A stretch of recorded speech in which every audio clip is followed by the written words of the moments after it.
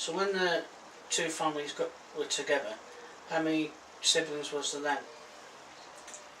Well, there was Mum's 4 or 5, not sure what it was, and then she had 2 more, Ben and myself. And we, you know, she brought us all up in 2 rooms. Right.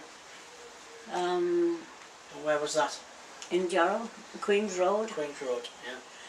And if you really want to know what Queen's Road was like, because it's hard to imagine when you just describe it to people, I would recommend that you watch Catherine Cookson's The 15 Streets.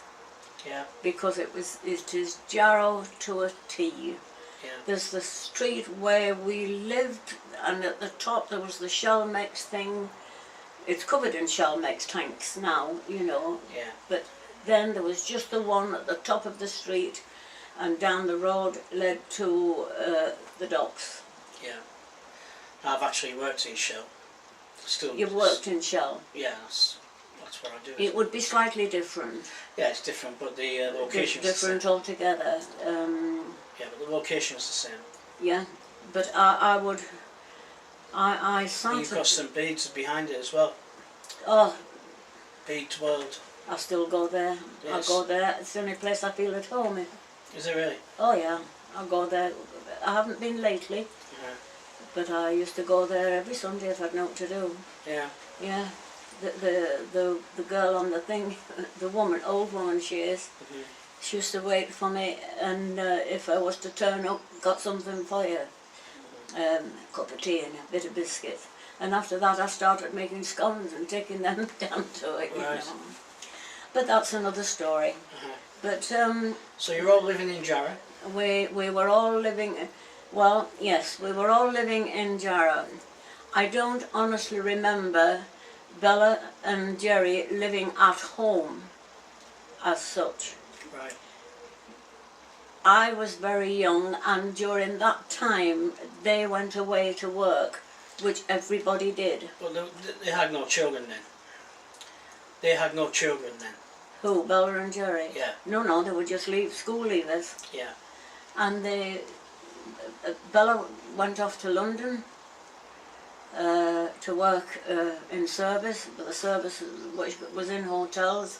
She worked in a lot of the big hotels in London. So how did she do that? You know, it's a long way to go, isn't it? How did she do that? Well, the northeast was rampant. It was out of work. Yeah. Is this the time of the Jarrow marches? Jarrow March was 75 years ago. It's the anniversary this week. Right. And there's a big piece about it in the paper. Ellen Wilkinson. By that time, Bella was working in London. Right. And she knew all about the lads who she knew, every one of them, the dockers as they come out. Yeah. They were marching down to London, and when they got there, Bella was waiting, and she'd fixed places up for them to sleep. She'd got food, she'd collected food for them to feed them, and she was in a glory. Was she? Was she Oh, really? yes, she was. Proud of them? Proud of them? Oh, yes, she knew all the lads, and they knew her, you know. Jerry was still... He was only a couple of years behind Bella, but he had to go away to work as well, and he went down to Shipley. Right. And that's where he stayed. He went into digs with a lady called Mrs. Armstrong. She was like a second mother to him. Yeah. And she had a lot of lodgers in from the mills, you know. They were packing them in. And Jerry was really at home there.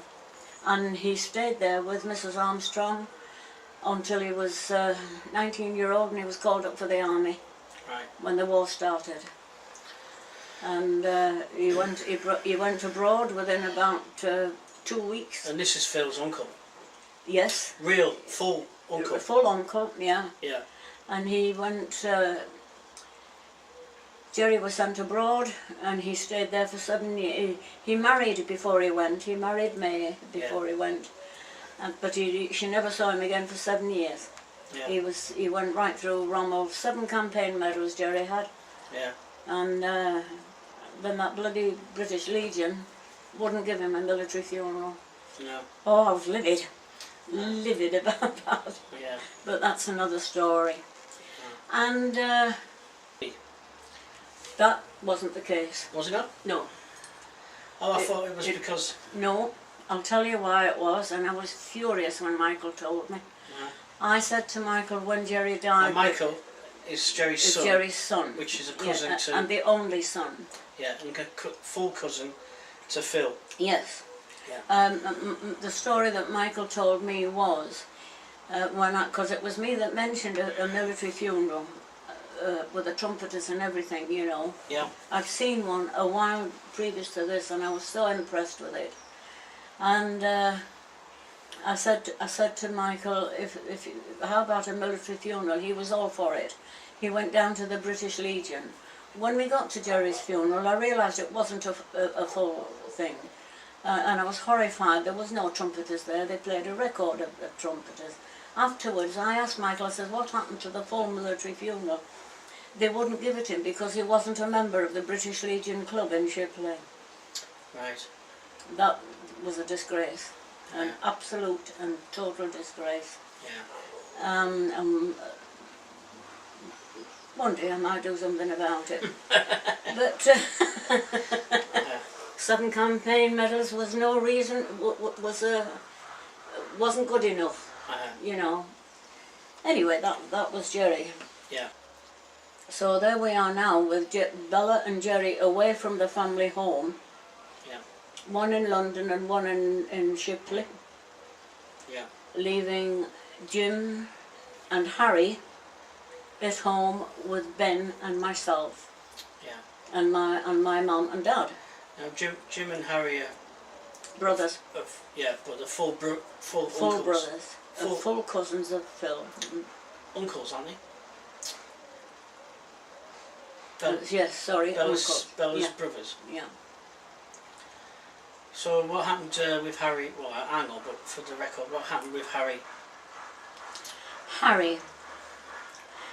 Harry, there was no work there, no work in the docks, hence the Jarrow March, the lot. And everybody just scrapped and scraped a living as much as they could. Harry, bless him, he was only 14ish, had to leave school, you did at that age, and was kicking about doing absolutely nothing.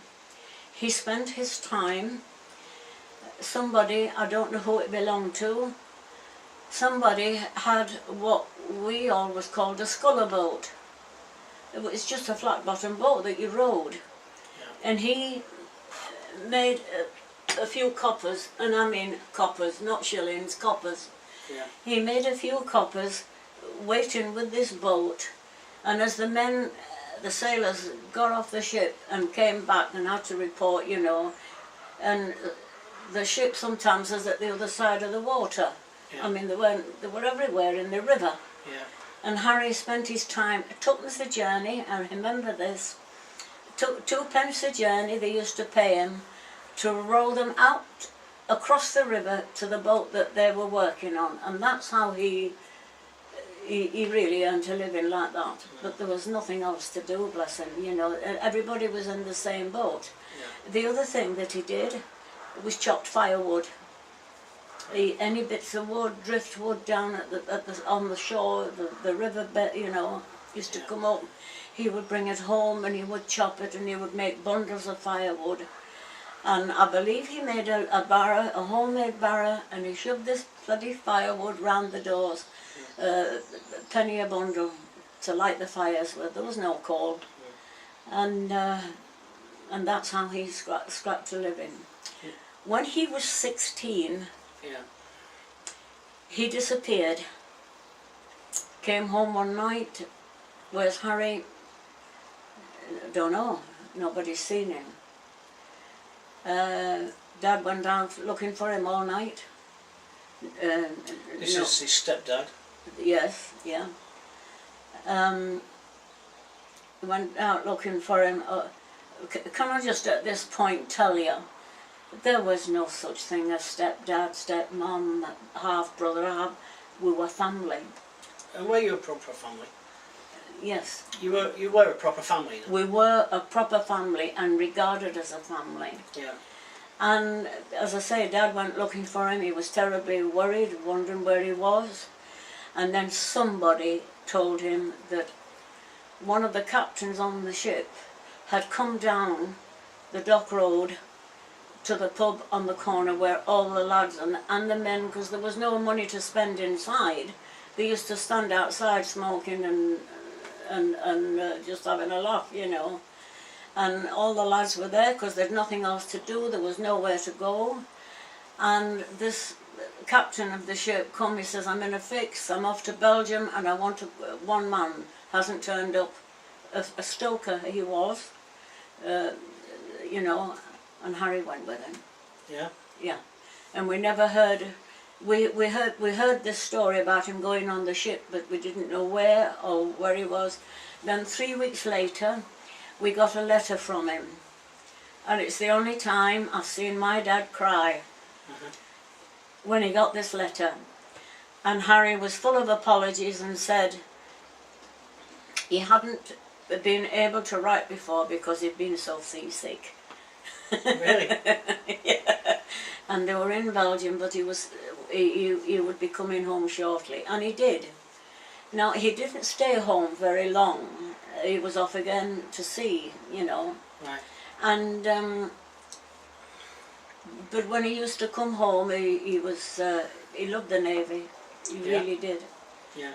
And he was still in the Navy when the war broke out. Yeah. And for that, by this time he'd travelled around the world.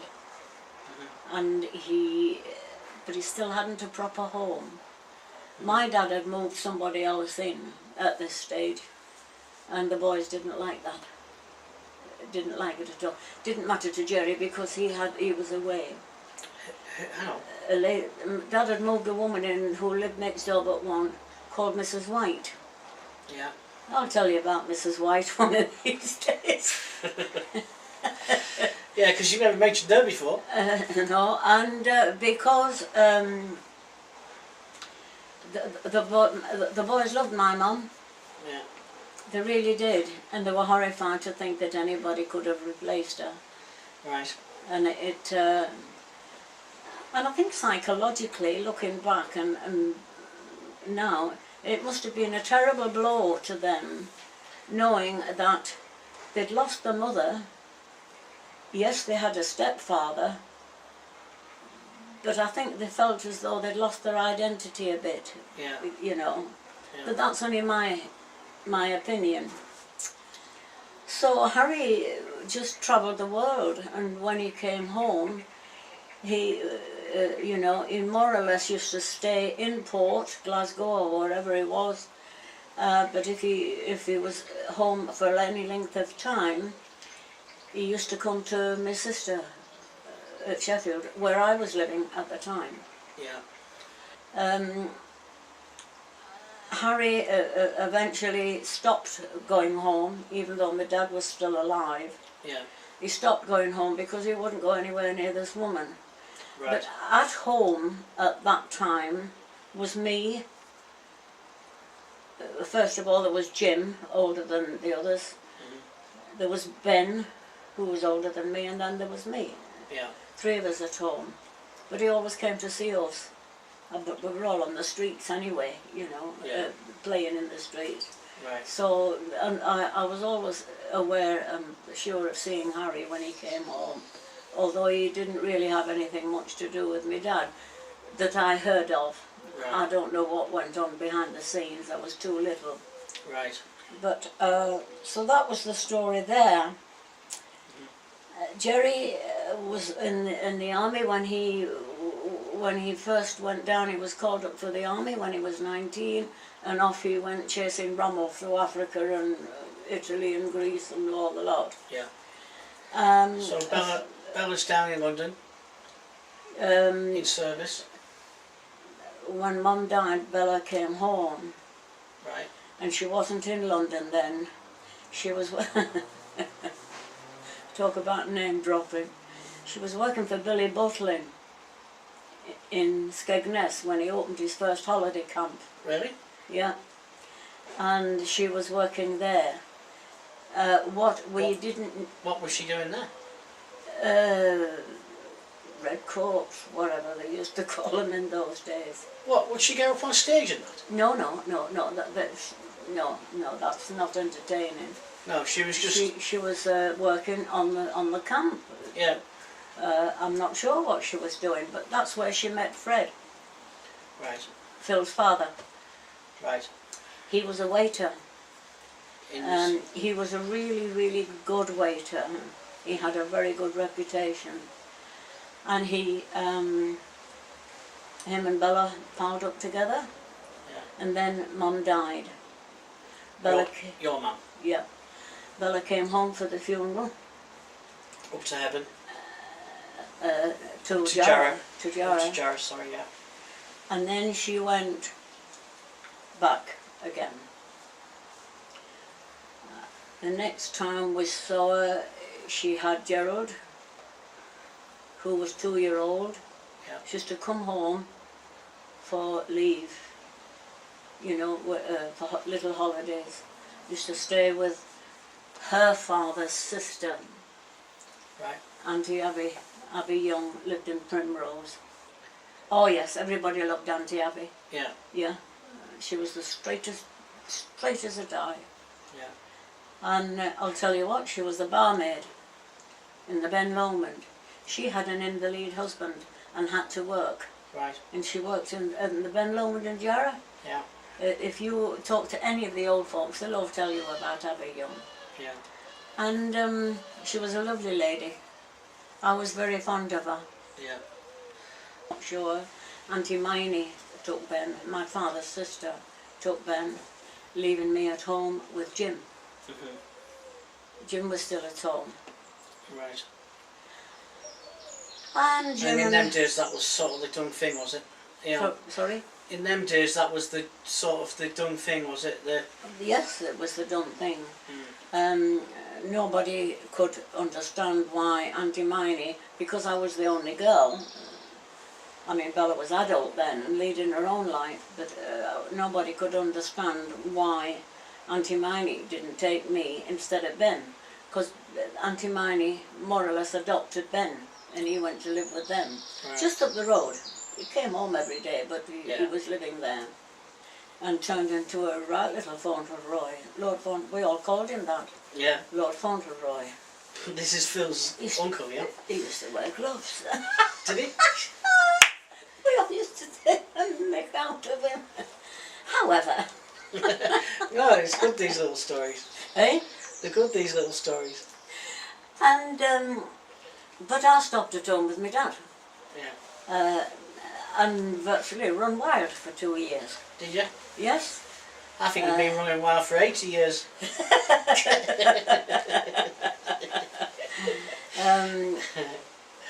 Dad used to go out on the drink every night.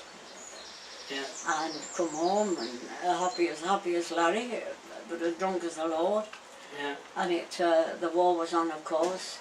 And then, a month after Mum died, the war started. Yeah. And Dad always used to earn his own living, you know, odd jobs. He was a very talented man.